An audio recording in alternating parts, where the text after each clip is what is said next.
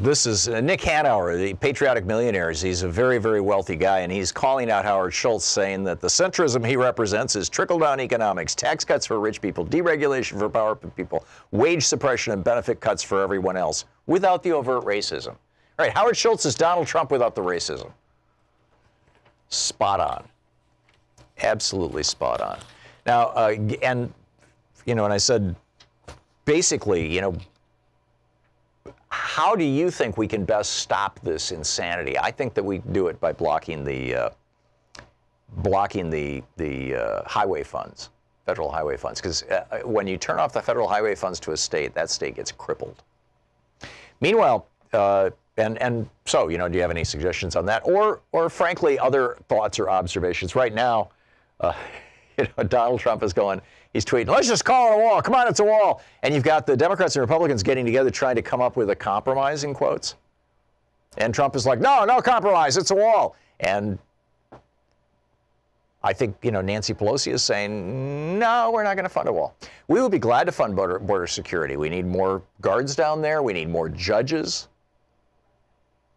And in the second hour of the program, I'm going to do a real deep dive into this whole thing here of who are we imprisoning, how, and why.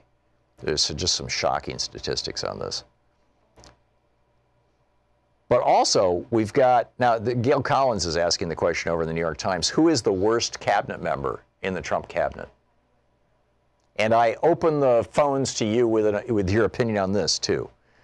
So we got Kirstjen Nielsen, right, who lied about the policy of separating children from their families. This is Austin Evers of the watchdog group American Oversight says, Nielsen has enthusiastically generated false evidence to justify the president's xenophobic immigration policies, zealously executed those policies in ways that have shocked the world, and then brazenly lied about both. So is she the worst?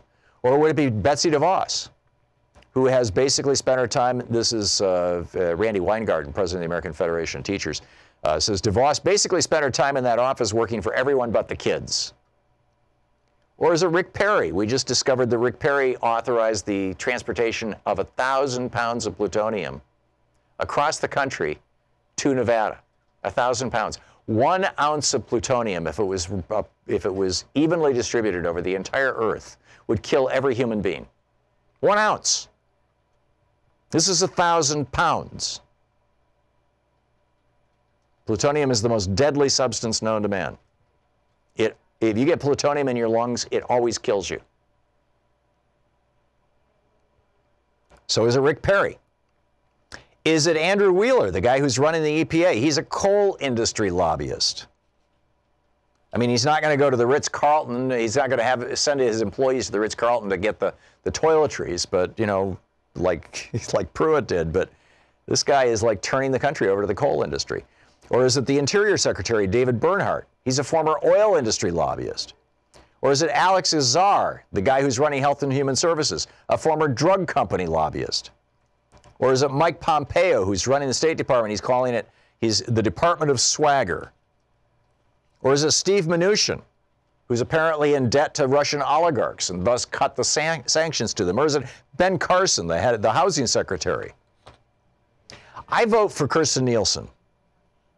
But I think that the guys running EPA and Interior are also pretty awful. So what do we do about this stuff? We've got just a complete perversion of democracy here in the United States. We've got the capture of our political class by big corporations. You've got communities like Wisconsin being essentially raped by people like Scott Walker. How do we stop this? What do we do here?